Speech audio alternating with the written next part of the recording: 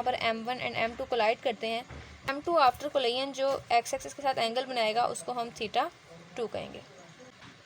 तो हम ये दोनों कंजर्वेशन के रूल्स को अप्लाई करेंगे। एक्स कंपोनेंट यानी कि v1 डैश कॉस थीटा, तो ये आपके पास रिजल्ट में 3 इक्वेशंस आते हैं, इक्वेशन ए, बी एंड सी। बिस्मिल्लाहिर्रहमानिर्रहीम। स्टूडेंट्स, आज हमारा लॉन्ग क्वेश्चन हम पढ़ने जा रहे हैं elastic collision in 2 dimension. Topic start करने से पहले हम ये अंडरस्टैंड करेंगे कि इलास्टिक कोलिजन का मतलब क्या होता है। इलास्टिक कोलिजन का मतलब है एक ऐसी कोलिजन या दो बॉडीज़ का ऐसा टकराना जिस तरह यहाँ पर M1 एंड M2 कोलाइड करते हैं, जिसमें हमारे पास काइनेटिक एनर्जी जो है सिस्टम की वो भी कंजर्व रहती है और मोमेंटम भी सिस्टम का कंजर्व रहता है। जबकि इन इलास्टिक कोलिजन में काइनेटिक एनर्जी कंजर्व नहीं होती, मोमेंटम कंजर्व होता है। तो मोमेंटम दोनों केसेस में कंजर्व होगा, जबकि काइनेटिक एनर्जी आपके पास सिर्फ इलास्टिक कोलिजन में कंजर्व रहेगी। इन 2 डायमेंशंस का मतलब है कि आपके पास सिस्टम आफ्टर कोलिजन 2 डायरेक्शंस में मूव कर जाएगा। 2 डायमेंशंस का मतलब है कि हम एक्स और वाई दोनों एक्सिस को डिस्कस करेंगे, जबकि पहले हमने सिर्फ स्ट्रेट लाइन की बात की थी और हमने सिर्फ और सिर्फ स्ट्रेट लाइन यानी एक्स एक्सिस को ही डिस्कस किया था। तो जैसे हमारे पास ये 2 मैसेज हैं M1 एंड M2 दोनों आपस में कोलाइड करते हैं।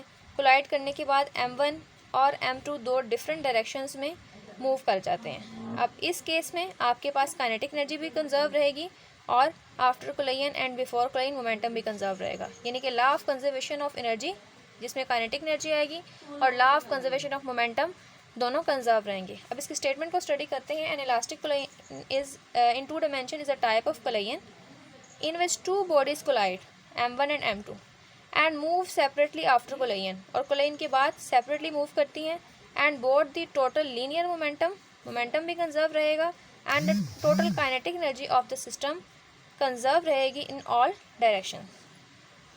तो हम देखते हैं इस फिगर की मदद से इस फिगर की हेल्प से स्टडी करते हैं कि ये किस तरह पॉसिबल है और इसमें कौन कौन से चेंजेस आते हैं।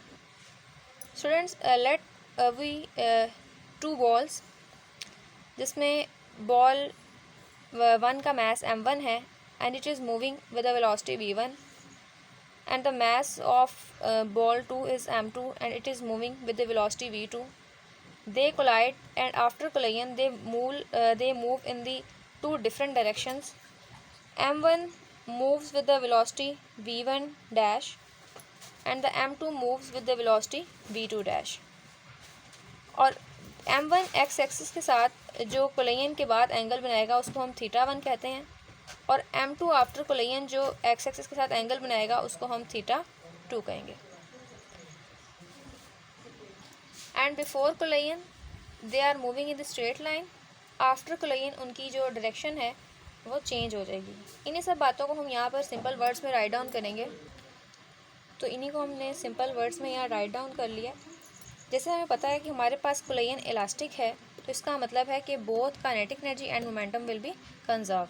और क्योंकि यहाँ पर 2 डायमेंशन की बात हो रही है, तो हम जब मोमेंटम की बात करेंगे तो मोमेंटम इन एक्स एक्सिस और मोमेंटम इन वाई एक्सिस, यानी कि हम मोमेंटम की कंजर्वेशन की बात करेंगे अलॉन्ग एक्स एक्सिस भी और वाई एक्सिस भी। 2 चीज़ें ये डिस्कस करेंगे और फिर हम काइनेटिक एनर्जी कंजर्वेशन की बात करेंगे। तो यहाँ पर टोटल हम 3 चीज़ें डिस्कस करने जा रहे हैं जो कि इलास्टिक कोलिजन इन 2 डायमेंशन के लिए नेसेसरी हैं। तो हम ये दोनों कंजर्वेशन के रूल्स को अप्लाई करेंगे। लॉ ऑफ कंजर्वेशन मोमेंटम, क्योंकि ये हमारे पास 2 डायमेंशन की कोलिजन है, तो हम इसके एक्स एक्सिस और इसके वाई एक्सिस दोनों के अलॉन्ग इसको कैलकुलेट करेंगे और देखेंगे कि ये दोनों एक्सिस में कंजर्व है। उसके बाद हम law of conservation of energy में हम काइनेटिक एनर्जी के अप्लाई करेंगे, काइनेटिक एनर्जी कंजर्वेशन का कानून अप्लाई करेंगे। तो हम देखते हैं law of conservation of momentum along x axis. Along x axis को देखने के लिए आपको फिगर को देखना होगा, और जो मोमेंटम है बिफोर कोलिजन वो आपके पास आफ्टर कोलिजन के इक्वल है। अब स्टूडेंट्स, मोमेंटम का फॉर्मूला होता है P = mv, और बिफोर कोलिजन आपके पास 2 मैसेज हैं M1 और M2, तो आपके पास बिफोर कोलिजन आएगा momentum M1 v1 plus M2 v2, क्योंकि ये दोनों अलॉन्ग एक्स एक्सिस हैं। जब आप आफ्टर द कोलिजन बात करेंगे तो ये जो वेलोसिटी है इसको आप रेक्टेंगुलर कोऑर्डिनेट्स की मदद से निकाल सकते हैं। ये आपके पास वेलोसिटी v1 डैश है, तो अलॉन्ग एक्स एक्सिस जो वेलोसिटी होती है v1 डैश के साथ cos थीटा आता है। जब हम y एक्सिस की बात करते हैं इस तरह ये हमारे पास वाई एक्सिस है, चाहे नेगेटिव ही वाई एक्सिस है, तो इसमें आप लगा सकते हैं v1 डैश साइन थीटा। इसी तरह हमारे पास वेलोसिटी v2 है, तो वेलोसिटी v2 के लिए अलॉन्ग एक्स एक्सिस आप लगाएंगे v2 साइन थीटा और v2 कॉस थीटा, हमेशा एक्स एक्सिस पे कॉस थीटा आता है। और जब आप इसका ऊपर की तरफ कंपोनेंट बनाएंगे यानी कि वाई एक्सिस के अलॉन्ग, तो आप इसे लिख सकते हैं v2 साइन थीटा। क्योंकि सबके साथ डैश है तो हम वेलोसिटी के साथ डैश लगाएंगे। ये आपके पास एक्स एक्सिस वाई एक्सिस को रिप्रेजेंट कर रहा है और ये आपके पास एक्स एक्सिस है। हम अलॉन्ग एक्सिस मोमेंटम की बात कर रहे हैं, तो before collision m1 v1 plus m2 v2 होगा। और जब यहाँ पर बात करेंगे तो m1 के लिए इसका x कंपोनेंट यानी कि v1 डैश कॉस थीटा, इसका मोमेंटम होगा m1 v1 dash cos theta, और x एक्सिस के अलॉन्ग m2 का होगा m2 v2 dash cos theta, यानी ये वाला। ये दो मोमेंटम को आप यूटिलाइज़ करेंगे और मोमेंटम के फॉर्मूले में m की जगह m1 आएगा और v की जगह x कंपोनेंट ऑफ वेलोसिटी और m2 की जगह मास की जगह m2 आएगा और वेलोसिटी का x कंपोनेंट। यानी along x axis m1 v1 plus m2 v2 is equal to m1 v1 dash cos theta plus m2 v2 dash cos theta, जो हमारे पास ये रिजल्ट दिखाएगा। अब अलॉन्ग y एक्सिस कैलकुलेट करेंगे, जिसमें हम कॉस थीटा की जगह साइन थीटा यूज़ करेंगे और देखते हैं इसको। अब हम बिफोर कोलिजन अगर मोमेंटम की बात करते हैं तो वाई एक्सिस के अलॉन्ग वो मूव ही नहीं कर रहा, तो वाई एक्सिस के अलॉन्ग उसके मोमेंटम m1 का 0 होगा बिफोर कोलिजन और m2 का भी 0 होगा। 0 + 0 इज इक्वल्स टू, अब राइट साइड पे क्योंकि वो ये ना इसकी डायरेक्शन ना इसकी एग्जैक्ट एक्स एक्सिस थी ना वाई थी, बल्कि इनके दरमियान में था और हमने इसको इसके कंपोनेंट्स में रिजॉल्व किया। जब v1 डैश को बनाया तो एक्स एक्सिस और वाई एक्सिस को हमने यहाँ पे ड्रॉ किया, और जब v2 को डैश को बनाया तो हमने एक्स एक्सिस और v एक्सिस को ड्रॉ किया। यानी इसका मोमेंटम क्या होगा, क्योंकि m1 है, मोमेंटम का formula p is equals to mv। Momentum m1 है और अलॉन्ग y एक्सिस है, यानी कि v1 डैश का कंपोनेंट अलॉन्ग y एक्सिस हमारे पास क्या है, v1 डैश साइन थीटा। तो ये मोमेंटम होगा अलॉन्ग y एक्सिस। फिर हम मास m2 का जब देखेंगे अलॉन्ग y एक्सिस, तो वो क्या होगा, क्योंकि हमारे पास ये वाई एक्सिस की डायरेक्शन को शो कर रहा है, ये वर्टिकल डायरेक्शन है, तो यहाँ पर मोमेंटम v2 साइन थीटा, तो हम यहाँ लिख लेंगे v2 डैश साइन थीटा। इन दोनों को ऐड करवा देंगे m1 v1 dash sine theta plus m2 v2 dash sine theta, तो आपके पास आफ्टर कोलिजन आ जाएगा। और अगेन क्योंकि बिफोर कोलिजन वाई एक्सिस में कोई मोशन नहीं थी और ना ही हमारे पास कोई ऐसा कंपोनेंट था जिसको हम रिजॉल्व कर सकें, क्योंकि ये अलॉन्ग एक्स एक्सिस बिल्कुल स्ट्रेट पाथ में मूव कर रहा है, तो हम इस दोनों का मोमेंटम इन दोनों का 0 लेंगे। तो यहाँ पुट करवाते हैं, तो यहाँ हम लगा सकते हैं 0 + 0 is equals to m1 v1 dash sine theta, यहाँ पर m2 v2 dash sine theta, और यहाँ पर हम नेगेटिव साइन का इस्तेमाल कर रहे हैं। ऊपर हमने पॉजिटिव का किया है क्योंकि मोमेंटम हमारे पास एक वेक्टर क्वांटिटी है जिसकी डायरेक्शन भी डिपेंड करती है। अगर हम इसके साथ पॉजिटिव लगाएंगे तो दूसरे वाले के साथ हमें नेगेटिव लगाना पड़ेगा, क्योंकि हम वाई एक्सिस की बात कर रहे हैं।